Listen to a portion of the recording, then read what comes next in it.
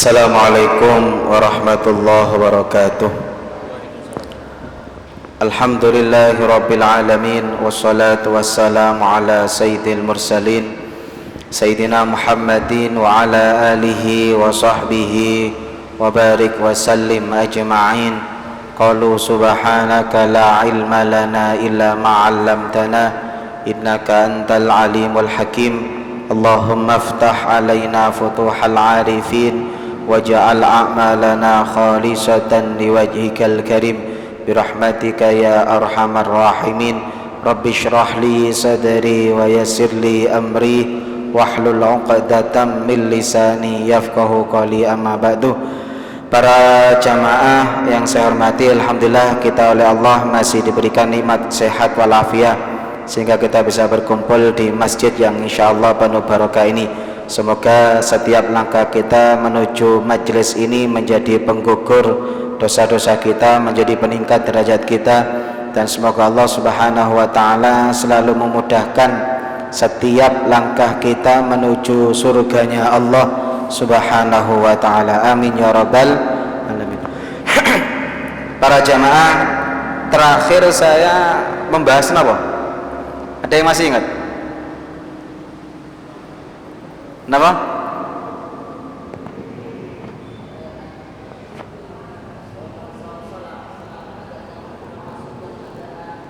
Oh, ada kodok. Ya, ada sudah. Tentang kodok sudah semua. Sholat kodok sudah. Belum kayaknya, cuma adaan, Pak. Kenapa? Adaan benar. Mengkodok sholatnya orang meninggal sudah? Belum. Belum. Oke, berarti saya selesaikan tentang kodok. Oke, i'adah sudah. Oke, i'adah sudah. Oke, berarti kita akan membahas tema tentang sholat kodok. Kita hari ini akan membahas sholat kodok. Dalil sholat kodok itu adalah hadis riwayat Imam Muslim.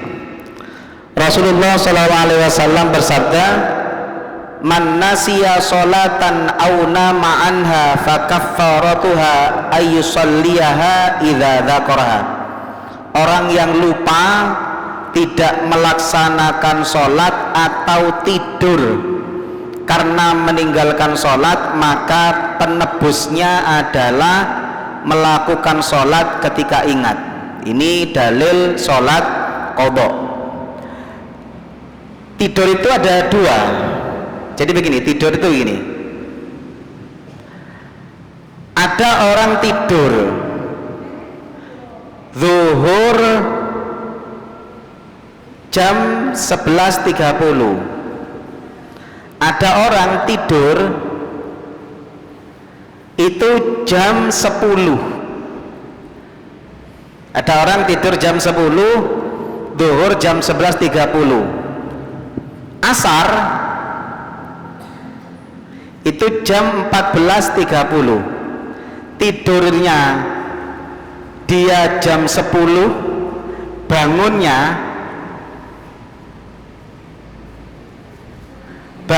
jam 4. Pertanyaan saya, dosa enggak? Ada orang tidurnya jam 10, bangunnya jam 4, dosa enggak? Enggak dosa, karena dia tidur sebelum masuk waktu zuhur. Paham ya? Tapi kalau ada orang sudah tahu zuhurnya jam 11.30, dia tidurnya di sini, tidur jam 12, capek, dan dia ketika tidur jam 12 dia yakin bangun jam 4. Pertanyaan saya, dosa enggak? Dosa, karena dia tidurnya setelah masuk waktu, dan dia tahu kalau dia tidur maka dia bangun jam 4, maka tidurnya dosa. Makanya jenengan kalau mau tidur ngelembur ya, lembur, jenengan kalau mau tidur jangan waktu subuh. Tidurnya jam berapa? Jam 2. Andaikan kebabas bangun jam 7, maka ini namanya sholat qadhaan kawanan lillahi ta'ala, dan dia tidak dosa. Kenapa tidak dosa? Karena tidurnya jam 2 sebelum masuk waktu subuh. Tapi kalau jenengan Liga Champion itu selesainya jam 4, sudah subuh enggak? Sudah subuh, sudah tahu semalam suntuk enggak tidur, sudah subuh kok tidur sebelum sholat subuh, dan dia tahu kalau nanti saya tidur jam 4 pasti bangun jam 7 jam 8, maka tidurnya dosa. Paham gak? Tapi tetap wajib qadha. Ini yang pertama. Yang kedua, Rasulullah seumur hidup pernah sholat qadha sekali. Rasulullah SAW itu seumur hidup sholat qadhanya sekali. Kalau jenengan sholat qadhanya berapa kali? Nggak kena hitung. Rasulullah SAW itu sholat qadha cuma sekali. Hadisnya riwayat Imam Muslim. Arrasna ma'a nabiyillah falam nastaikid hatta tola'ati syamsu. Suatu ketika Rasulullah SAW itu perjalanan jauh. Ketika perjalanan jauh beliau tidur itu hampir tengah malam, mungkin sekitar jam 1 jam 2. Di hadis yang lain Rasulullah SAW ketika beliau mau tidur itu nyuruh Bilal, kamu jangan tidur, nanti kalau subuh dibangunkan. Ternyata Bilal tidur. Akhirnya semuanya, mulai Rasulullah dan semua sahabat itu bangun ketika matahari terbit. Bahkan di riwayat yang lain Rasulullah dan sahabat itu bangunnya karena kena terik matahari. Berarti bangun jam berapa? Sekitar jam 7-an, jam 6, jam 7 pun. Maka Rasulullah SAW kemudian beliau mengatakan liyakhudh kullu rajulin bi ra'si rahilati. Kata Rasulullah, ayo kita pergi, jangan di tempat ini tempat banyak setannya, sampai tidak ada yang bangun. Maka Rasulullah SAW pindah ke tempat. Makanya kalau jenengan tidur kok kebelablas, itu berarti ya akeh setan. Rasulullah SAW sampai pindah. Setelah pindah maka beliau wudhu, dan ketika beliau wudhu beliau sholat subuh berjamaah qadha. Makanya sholat qadha itu juga sunnah jamaah, karena Rasulullah SAW sholat subuh itu qadha sekitar jam 7 jam 8, itu sholat subuhnya berjamaah. Paham ya? Saking Rasulullah itu seumur hidup tidak pernah sholat sendiri. Seumur hidup beliau itu tidak pernah sholat sendiri, selalu sholat jamaah. Bahkan ketika beliau itu mengqadha sholat subuh, itu beliau sholat subuhnya berjamaah. Di hadis yang lain Rasulullah SAW sebelum sholat subuh memerintahkan sahabat untuk sholat qobliyah subuh. Ini penting bagi jenengan sing seneng kawanan lillahi ta'ala, itu masih disunahkan sholat qobliyah subuh. Jadi umpama jenengan bangun jam 7, itu kalau bisa sebelum sholat subuh sholat qobliyah subuh dulu. Di hadis yang lain Rasulullah SAW sebelum qadha itu memerintahkan sahabat sholat qobliyah subuh. Faham nggih? Bon. Para jamaah yang saya hormati, maka berdasarkan hadis ini ulama membagi orang qadha sholat itu ada dua, ada karena udzur, ada tanpa udzur. Yang karena udzur itu karena tidur, kasus kayak tadi ini loh, ini karena udzur. Ada orang tidurnya jam 10, bangunnya jam 4, ini namanya karena udzur, karena dia tidurnya sebelum waktu sholat. Maka orang yang seperti ini, satu, tidak dosa. Nomor dua, tidak wajib cepet-cepet. Jenengan tidur jam 2, bangun jam 7, kok luwe sarapan isik baru sholat, itu boleh. Paham ya?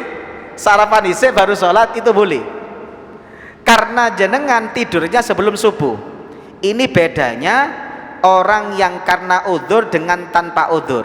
Jadi kalau yang karena udzur itu karena tidur sebelum masuk waktu atau karena lupa kemudian tidak sholat, maka satu tidak dosa, nomor dua tidak wajib segera. Bapak-bapak tang ini jam 8 sik ngantuk, durunge jamaah, durunge sholat subuh, sik ngopi, sik rokokan isik, boleh ndak? Boleh kalau tidurnya jam 2. Tapi kalau tidurnya jam 4, Liga Champion kawit mari, wis adzan ndak sholat, turu bangun jam 8, maka dia namanya sholat qodok tanpa udzur.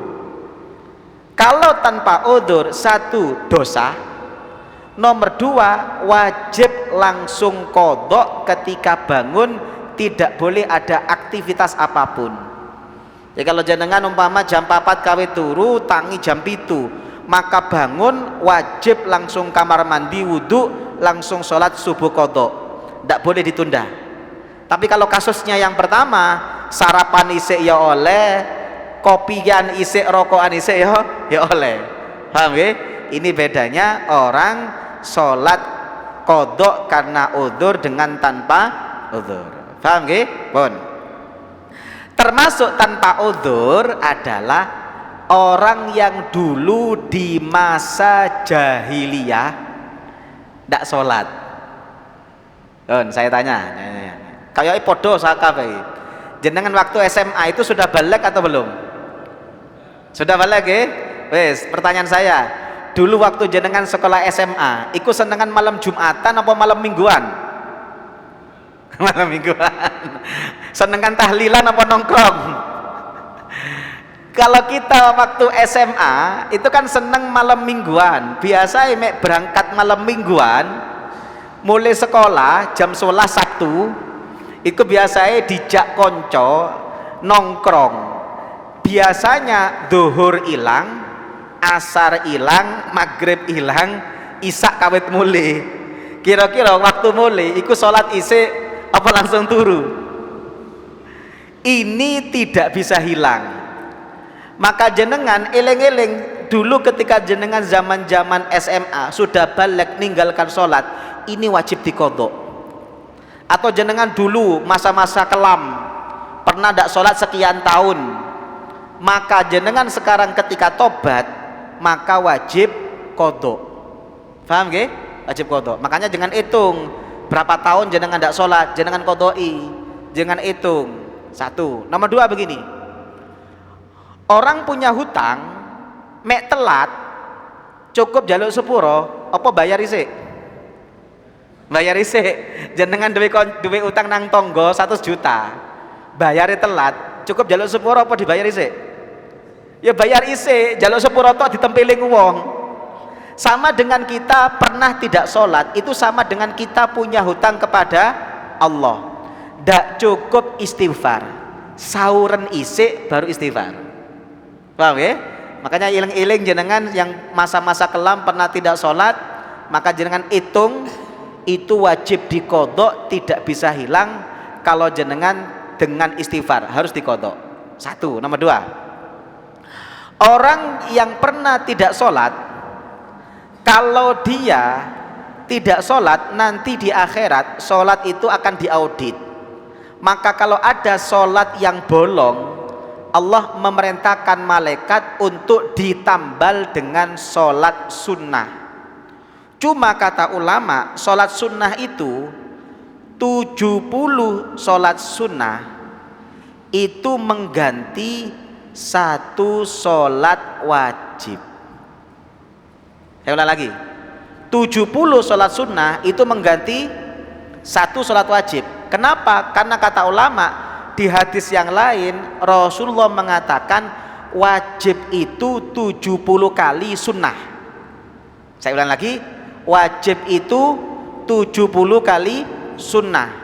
Karena wajib itu 70 kali sunnah, maka 70 sholat sunnah hanya ganti satu sholat wajib.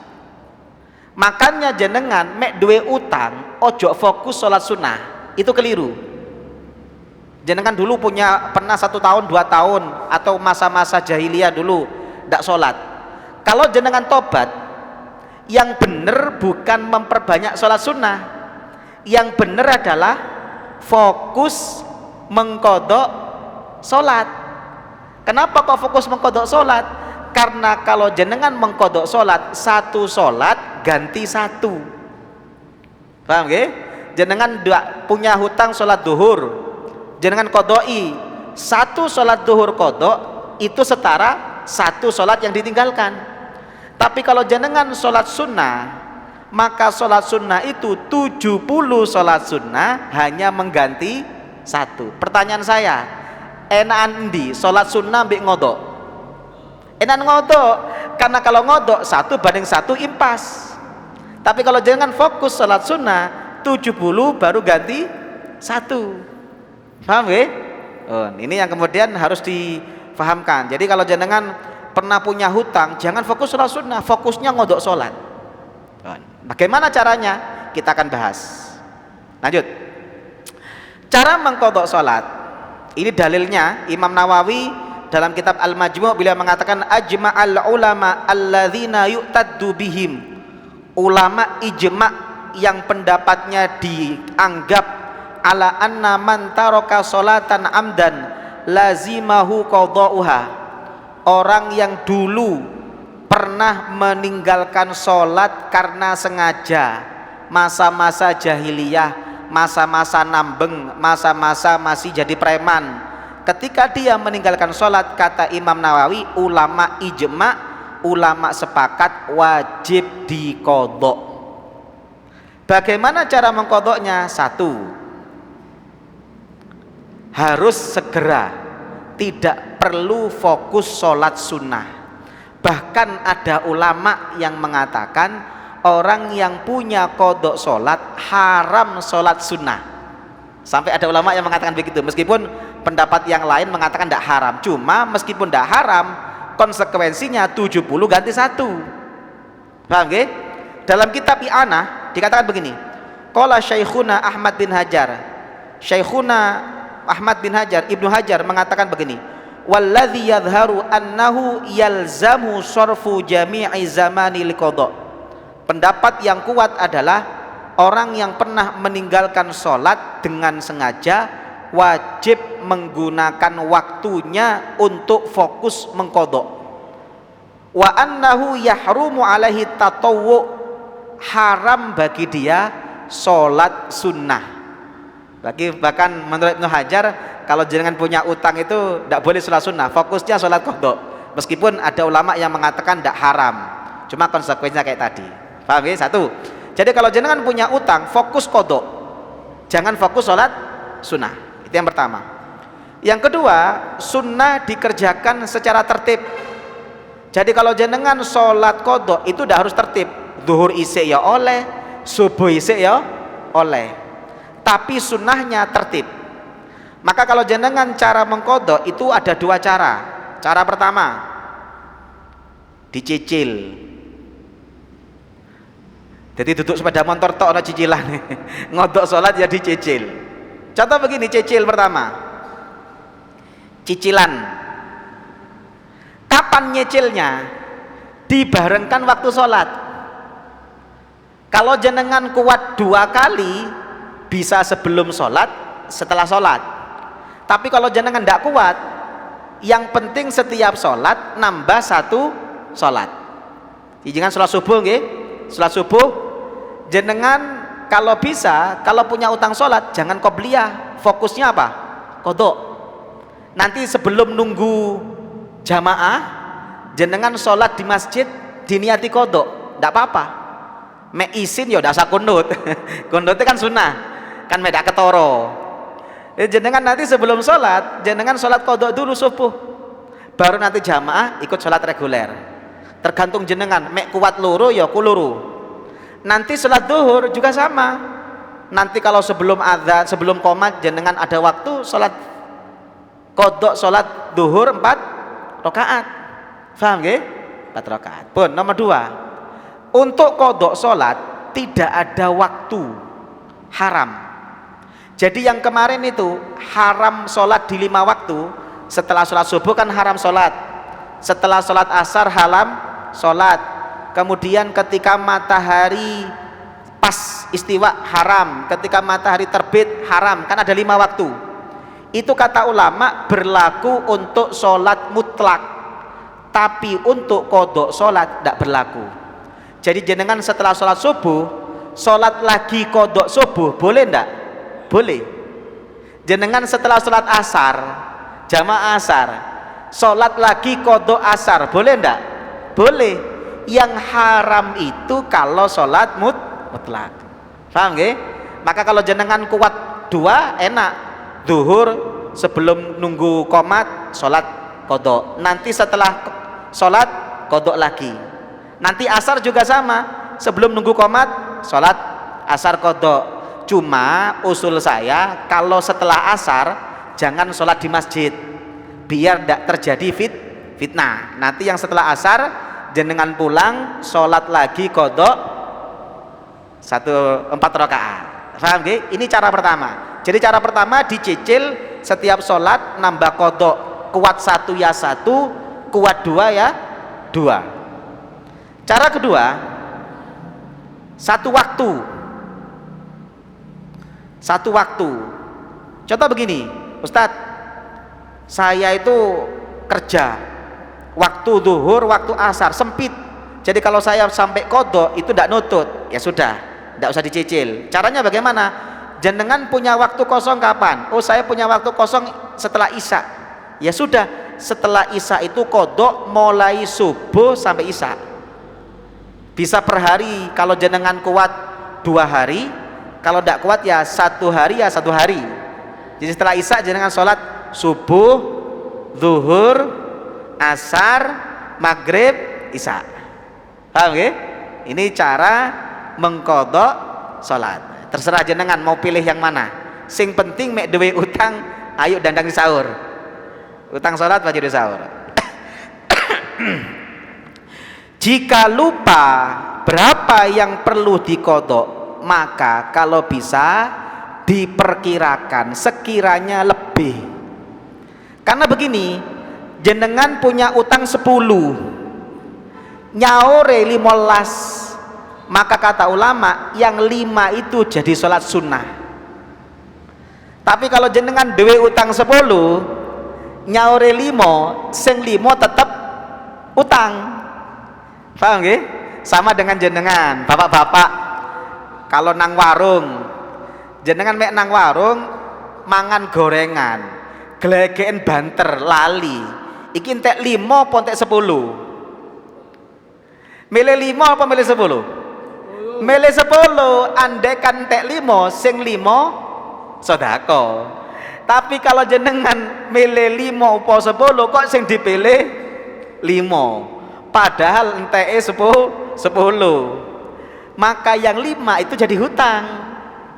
Makanya kalau jenengan memperkirakan, saya punya hutang sholat berapa tahun ya, aku biyen dadi wong brandal, dadi wong elek iku pirang tahun. Kalau bisa dilebihkan, karena kalau kita lebihkan, kok umpama hutang kita lebih sedikit, maka lebihnya jadi sholat sunnah. Paham nggih? Bisa dilakukan di satu waktu, bisa dilakukan setiap selesai sholat reguler. Ini terkait tentang masalah sholat qadha. Lanjut. Nah, terakhir, mengkodok sholat untuk orang meninggal. Saya sampaikan kemarin, orang sakit, kalau selama sakit dia sholat, meskipun waktu sakit sholatnya banyak najisnya, pakai kateter, kemarin kan sudah saya jelaskan, kalau dia mati maka dianggap tidak punya hutang sholat. Tapi kalau dia sembuh wajib mengulang sholat. Nah, kasus ini untuk kasus yang memang ketika dia hidup tidak sholat, waktu sakit sekian bulan memang tidak sholat, maka yang seperti ini apakah perlu diqadha? Ulama berbeda pendapat. Saya bacakan di kitab I'anah. Faidatun, man mata wa alaihi sholatun fala qadha'a wala fidyata. Pendapat pertama, orang yang mati punya hutang sholat ketika dia hidup kok tidak sholat, baik orang tua jenengan waktu hidup tidak sholat sengaja atau karena sakit pokok pernah tidak sholat, Maka pendapat pertama tidak usah dikodok, karena sholat itu kewajiban individu. Kalau nggak dilakukan ya sudah, tidak usah dikodok. Ini pendapat pertama. Tapi wa fi qaulin kajam'in mujtahidin annaha tuqda anhu li khabaril Bukhari. Tapi menurut pendapat sekelompok ulama berdasarkan hadis Imam Bukhari, ketika ada orang ibunya mati tidak puasa, maka dia minta izin sama Rasulullah, apakah boleh diqodoi? Kata Rasulullah boleh. Berdasarkan hadis itu sekelompok ulama mengatakan sebagaimana puasa, maka orang yang meninggalkan sholat juga boleh diqodoi. Paham nggih? Pun.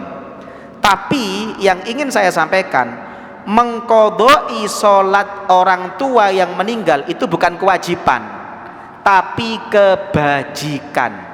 Saya ulang lagi, bukan kewajiban tapi kebajikan. Jenengan wong tuane ndak sholat, pertanyaan saya, anaknya wajib mengqodoi ndak? Ndak wajib. Tapi anaknya andaikan mengqodoi, itu namanya baktinya anak kepada orang tua, ndak wajib. Tapi sebagai anak, sebagai kebajikan, maka anak boleh mengqodoi sebagai bentuk bakti kepada orang tua, ndak wajib. Sama dengan begini, jenengan duwe wong tua, utangnya akeh, warisane ndak ono. Paham nggih? Nek wong utange akeh warisane akeh, ndak wajib. Wajib disaur dengan warisan. Ini ndak. Bapake mati ndak ninggalno dunyo, ninggalno utang akeh. Pertanyaan saya, anaknya wajib nyaur ndak? Ndak wajib. Tapi kalau orang tuanya meninggal, dunyone akeh, duwe utang, maka anak sebelum dibagi waris wajib dibayar. Tapi kalau umpama anak tidak punya orang tua, tidak punya warisan, orang tuanya punya hutang, secara fikih tidak wajib nyaur. Cuma andaikan anak nyaur, itu namanya kebajikan, bukan kewajiban. Bentuk anak bakti kepada orang tua, utangi wong tua disaur, tapi tidak wajib. Paham nggih bedanya nggih? Wa min thamma ikhtarau jam'un min a'immatina. Inilah pendapat yang banyak dipakai oleh sekelompok ulama madhab Syafi'i, dan ini pernah dipraktekkan oleh Imam As-Subuki. Imam As-Subuki itu pernah mengqodok sholatnya keluarganya yang meninggal. Ini yang pertama. Yang kedua, wa fi wajhin alai katsirun min ashabina annahu yut'imu an kulli sholatin muddan. Menurut satu pendapat tidak wajib diqodok, tapi wajib bayar mud. Bukan wajib, diganti bayar mud, 1 hari 1 mud. Jadi begini, jadi pendapat pertama, 1 qodok. Jadi kalau jenengan punya orang tua jangan meninggal, jenengan qodok. Berapa hari beliau tidak sholat? Bagaimana cara mengqodok? Niatnya sama, cuma kan kalau jenengan sholat usolli fardhu dhuhri dan seterusnya, kan ada adaan, kan ada adaan lillahi ta'ala. Kalau jenengan mengqodok bukan adaan, adaannya diganti apa? Qodoan an, namanya siapa? Jadi kalau jenengan yang punya qodok itu bapak, maka qodoan an abi, bapak saya, namanya siapa? Kalau jenengan yang diqodoi itu ibu, maka qodoan an ummi, namanya siapa? Kalau yang diqodoi itu kakek, maka qodoan an jaddi, namanya siapa? Kalau jenengan bingung, tinggal niatnya, ya Allah saya niat sholat fardu duhur ngodoi ibu saya, namanya siapa? Ya Allah saya sholat fardu asar ngodoi bapak saya, namanya siapa? Waktu dalam hati diniati. Kalau dilafalkan adaannya diganti qodoan an, namanya siapa? Paham ya? Cara kedua, bukan qodok tapi bayar fidyah. 1 sholat sama dengan 1 mud. 1 mud itu 1/4 sok. 1 sok itu ukuran zakat fitrah. Berarti kalau zakat fitrah itu 3 kilo, 1 mud itu sekitar 7,5 ons. Kalau saya biasanya kalau ada yang tanya, mending dibulatkan. Bulatkan berapa? 1 kilo. Jadi aslinya 1 mud itu 7,5 ons. 7,5 ons. Tapi kalau saya biasanya habis dibulatkan aja 1 kilo. Berarti kalau jenengan ibunya, bapaknya sakit sakwulan dan jenengan tahu memang tidak sholat, waktu sakit tidak sholat sama sekali, ya dihitung 1 bulan itu berarti 30 hari, per hari 5 sholat, berarti 150.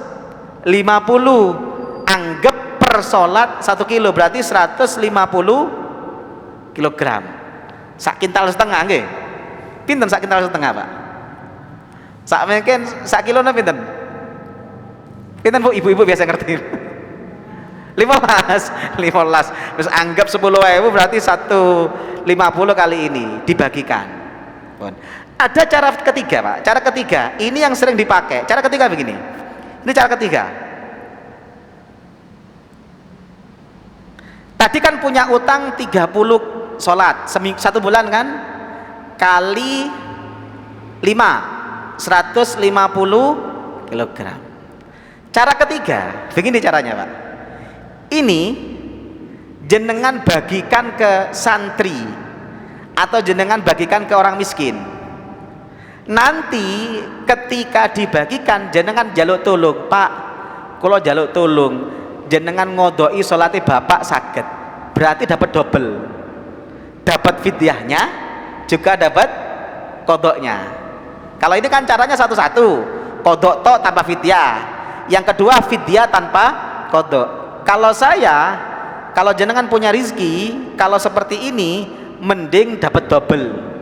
Jenengan 30 kali 5 kilo kali 5 nggih, berarti 150 kilogram, itu dinilai berapa? Jenengan cari orang miskin atau jenengan cari santri itu, Pak. Santri-santri miskin itu, saya dulu waktu di pondok sering gitu, ada orang yang meninggal itu dikasihkan santri 10, dikai 200-an 300-an, nanti minta tolong sama santri, tolong nanti ngodoi sholatnya orang tua, berarti dapat double, ya oleh bayar fidyah, ya oleh ngodok. Cuma usul saya, kalau jenengan sebagai anak ojo dipasrahno wong liya kabeh, mek ono bakti ini anak. Oke, jadi jenengan umpama 30 hari gitu ya, 30 hari dibagi, jenengan JP sak minggu lah, dikeroyok sak keluarga, dikodoi untuk ibu atau bapaknya yang meninggal. Ngaten nggih? Pun, saya kira cukup untuk bab kodok, ada sama iadah. Kalau ada yang mau tanyakan, saya persilakan. Assalamualaikum warahmatullahi wabarakatuh.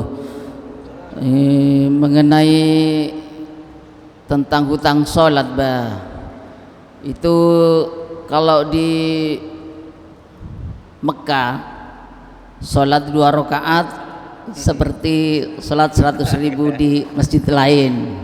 Seandainya punya hutang sholat di sini 1.000 rakaat, umpamanya zuhurnya lain, itu apa mengatasi itu, Bah? Itu. Oke. Yang kedua, tentang tadi yang bayar fidyah ke santri, kalau sudah serahkan uangnya, apa yang kalau gak nyolati santri, apa yang santri yang punya utang sholat, apa diganti gitu, diganti ke santri yang punya utang sholat, sudah bayar ke sholat. Suruh bayar sholat terus? Seandainya bayar ke santri, hutang sholat tadi disuruh sholatan ke santri. Seandainya santri itu gak sholat, apa sholat tadi yang santri yang punya utang? Oke. Bagas. Iki golek enake. Jadi begini, Pak. Sholat di Masjid Nabawi itu bicara kualitas, bukan bicara kuantitas. Jadi kalau jenengan sholat duhur di sana sekali, ya tetap satu kuantitasnya, cuma kualitasnya kayak 100.000. Paham ke bedanya ke? ada kuantitas, ada kualitas. Ini satu atau dua, Pak? Satu. Tapi air ini dengan air teh kualitasnya kan beda.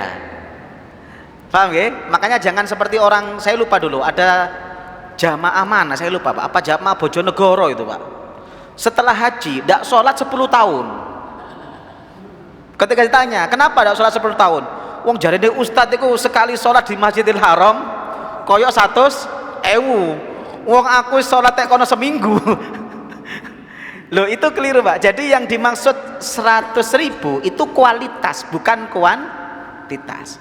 Maka kalau jenengan punya utang sholat duhur, tidak bisa diganti dengan sholat duhur sekali di Masjidil Haram, karena kuantitasnya sama-sama satu, cuma kualitasnya beda. Paham gak? Sama dengan begini Pak, sholat jamaah itu berapa kali derajat? 27. Bukan berarti jenengan cukup jamaah, tidak usah kodok, kan setelah 27 itu namanya kualitas, bukan kuantitas. Kalau jenengan sholat maghrib, kuantitasnya tetap satu sholat maghrib, cuma kualitasnya kalau jamaah 27. Paham gak?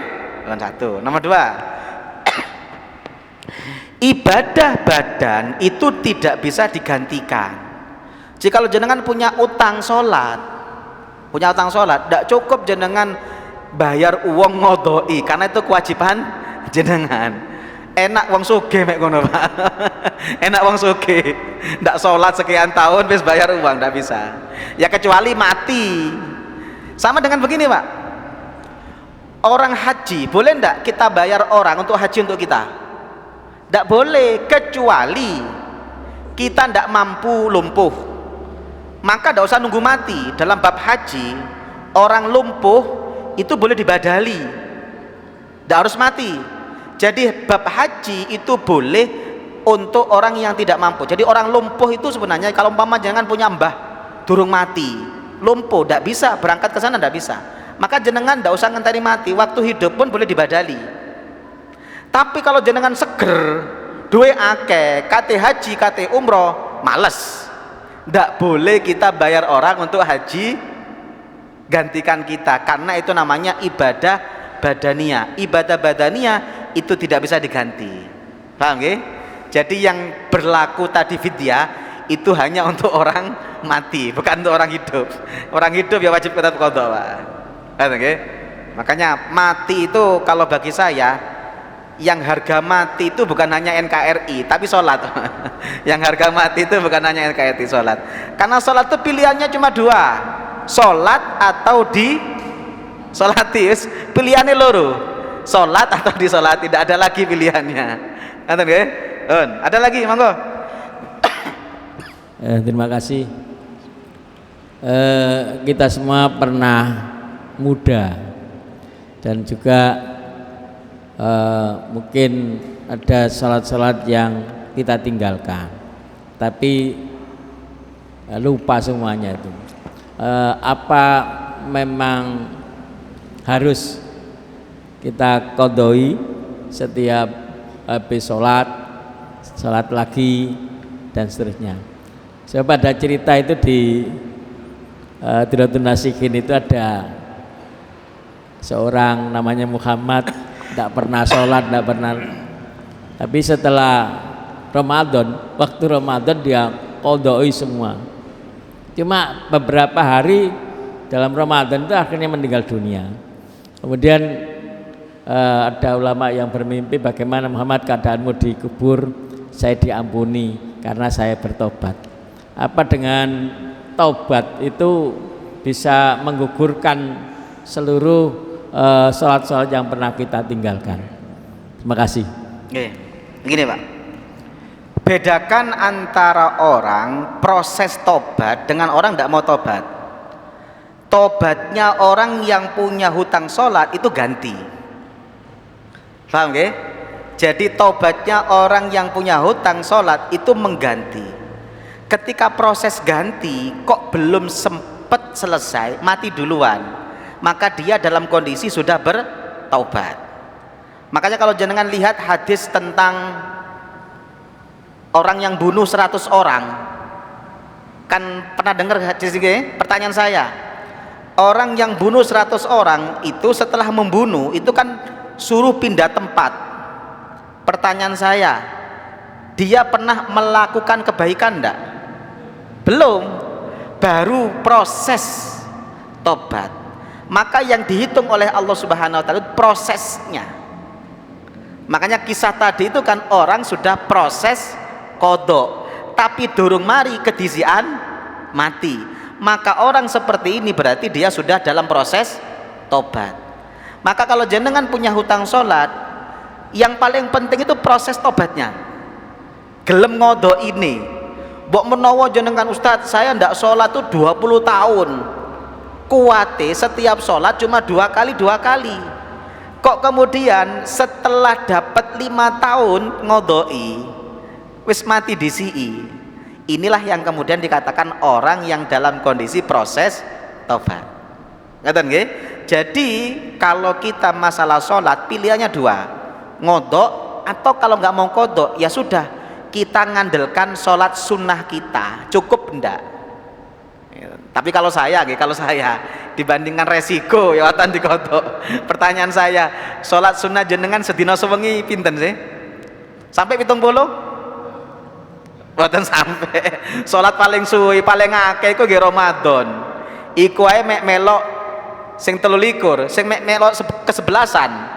Kan berarti tidak sampai 20 kan resikonya tinggi, Pak. Resikonya tinggi. Kalau nggih mending kodok. Ngoten nggih? Jadi tobatnya sama dengan begini, Pak.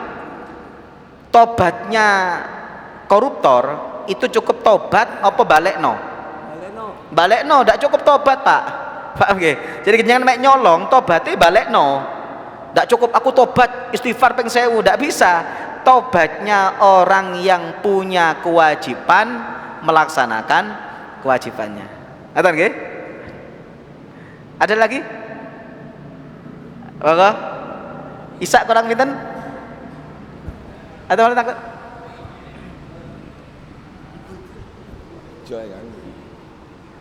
Ibu-ibu tentang let? Tak tinggali wajah niki wajah soleh solihan niki. Dan sing duwe utang salat iki kaya Monggo. Atau sing anu. Betul cekap nggih. Yang disampaikan mulai awal mungkin sampai terakhir dibukukan. Boleh. Sehingga nanti kita itu bisa menyimak dalil-dalil, tidak hanya kita lihat saja tapi kita bisa membaca ulang. Oke.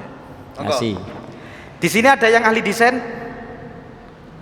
Nanti WA kula semua file tak kirim, jenengan jadikan buku. Enak, saya seneng malah kalau gitu. Nanti di print ngoten ngaji mek ndak kupingan, Pak. Resiko ngaji kupingan iku ojo maneng bulan maneng engko wis lali. Mek ngaji gawa buku kan enak. Nggih, nanti hubungi saya, semua materi yang sudah saya sampaikan dengan yang akan saya sampaikan nanti bisa dijadikan buku. Nanti enak kalau jenengan mau bawa pulang monggo, utawa kalau nggak mau dibawa pulang jadi inventaris masjid. Jadi setiap ngaji dibagikan. Nanti selesai ngaji supaya nggak lupa taruh lagi atau dibawa pulang nggih monggo. Ngoten nggih? Pun. Semoga menjadi manfaat barokah. Semoga kita dijadikan orang yang istiqomah dalam kebaikan. Amin ya rabbal alamin. Bismillahirrahmanirrahim. Alhamdulillahil alamin. Allahumma shalli wa sallim ala sayyidina Muhammad wa ala ali sayyidina Muhammad. Rabbana ighfir lana wa liwalidina warhamhum kama rabbawna shighara. Allahumma anfa'na bima 'allamtana wa 'allimna ma yanfa'una wa zidna 'ilma. Rabbana la tuzigh qulubana ba'da idh hadaitana wa hab lana min ladunka rahmah innaka antal wahhab.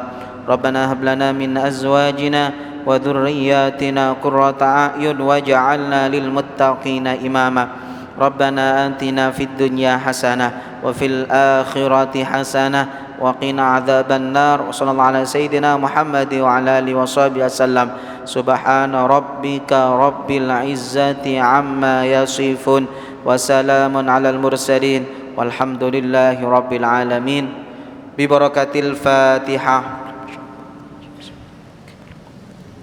Ini yang bisa saya sampaikan, kurang lebihnya saya mohon maaf. Subhanakallahumma wa bihamdika asyhadu an la ilaha illa anta astaghfiruka wa atubu ilaik. Wa akhiran wassalamu alaikum warahmatullahi wabarakatuh.